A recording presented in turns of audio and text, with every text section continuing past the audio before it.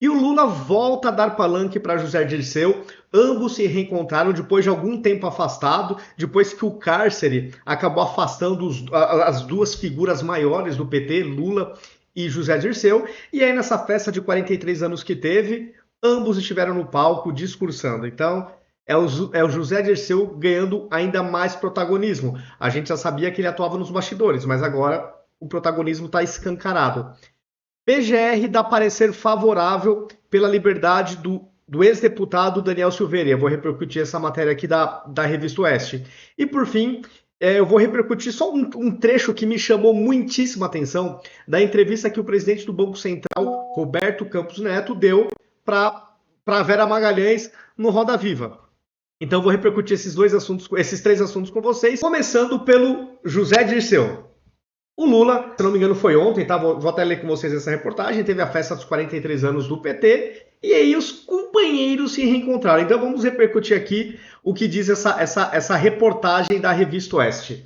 Durante o aniversário de 43 anos do PT, o presidente Lula prestou homenagens ao ex-ministro Zé Dirceu, que voltou a ocupar o palanque da sigla, desde quando saiu da cadeia em 2019. O petista vinha tendo atuação discreta. Em 1º de janeiro, por exemplo, acompanhou a posse de Lula no meio da militância. Companheiro Zé Dirceu, aí já é aspas para o Lula.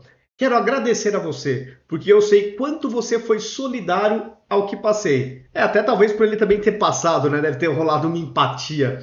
Disse Lula em alusão à Lava Jato e ao período que passou preso. O primeiro líder político que Lula encontrou ao deixar o presídio em Curitiba foi José Dirceu, que atua como articulador da legenda. Em uma entrevista ao jornal É o País, publicada em 2018, quando Bolsonaro enfrentava Fernando Haddad, Zé Dirceu disse sobre a possibilidade de a sigla perder a disputa. Aspas para o José Dirceu. É uma questão de tempo para a gente tomar o poder. Aí nós vamos tomar o poder, que é diferente de ganhar uma eleição. Vocês lembram dessa frase do Zé Dirceu? Emblemática, né? Muito emblemática. Ainda no aniversário do PT, Lula chamou o impeachment da Dilma de golpe, aí toda aquela lorota. Tudo que nós fizemos em 13 anos de governo foi destruído em 6 anos. Depois do golpe e depois do mandato de 4 anos de um... Eu vou evitar aqui algumas palavrinhas por questão de alcance. Que haverá de ser julgado pela quantidade de pessoas que perderam as vidas neste país. Vamos brigar pelo nosso partido e vamos brigar pelo povo brasileiro. Por mim, eu sei que ele não está brigando. Né? O que o PT gosta de colocar a mão no bolso do cidadão para fazer sabe-se o que com tanto dinheiro que eles arrecadam com impostos. Né? Bom, eu sei que algumas coisas a gente sabe, né? Financiar obras em países não democráticos. Isso eles realmente são bons. Para que nunca mais Bolsonaro ganhe as eleições com base nas mentiras e na indústria da mentira. Cara, ver isso de um petista falando isso é absurdo, né? Bom, esse é o primeiro assunto que eu queria repercutir com vocês, então os companheiros aí de volta aos palanques. O segundo assunto, eu quero falar sobre a PGR, que dá parecer pela liberdade de Daniel Silveira. Vamos lá, a PGR se manifestou favoravelmente à revogação da prisão de Daniel Silveira, preso em 1º de fevereiro por ordem do Alexandre. Em parecer assinado pela vice-procuradora-geral da República, Lindora Araújo, a PGR voltou a afirmar que, com o indulto concedido a Silveira pelo ex-presidente Bolsonaro, o processo penal deve ser extinto. Isso é uma coisa que, assim, embora eu seja leigo na área, mas eu já li a respeito muitas pessoas falando que a partir do momento que o presidente dá o indulto, o processo tem que ser extinto. Assim, eu estranho muito ainda isso não ter acontecido. Achei bem estranho, porque os indultos que a Dilma deu, que o Temer deu, que até ajudaram políticos, inclusive, e empresários presos na Lava Jato a ganharem liberdade, foram executados, foram cumpridos, né? E o do Bolsonaro não foi. Isso eu achei bem estranho. Em abril de 2022, Silveira foi condenado a mais de 9 anos de prisão por ameaças ao STF. A PGR argumenta que o ato concessivo de graça goza de presunção de constitucionalidade, ou seja, o que o Bolsonaro fez está previsto na Constituição, reforçada inclusive pela ausência de qualquer determinação liminar para a suspensão de seus efeitos, ou seja, não teve nenhuma liminar para derrubar o que o Bolsonaro determinou. que é extinguir o processo, que é o induto, né, que extinguiria o processo do Doriel. E, de fato, por isso eu acho estranho ainda não ter sido extinto, é bem esquisito.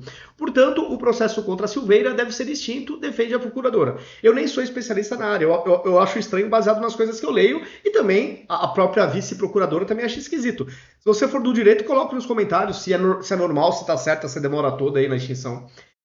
Aí a matéria contextualiza, né, por que ele foi preso e tal. Para a PGR, Silveira deve ser colocado em liberdade. E enquanto se discute o cumprimento das medidas pretéritas, eventuais medidas cautelares em desfavor de Silveira devem ser diversas da prisão, nos termos do artigo 319 do Código de Processo Penal, uma vez que o efeito imediato da clemência é a extinção da pena privativa. Então a vice-procuradora está falando que o efeito imediato deveria ser a extinção da pena privativa de liberdade.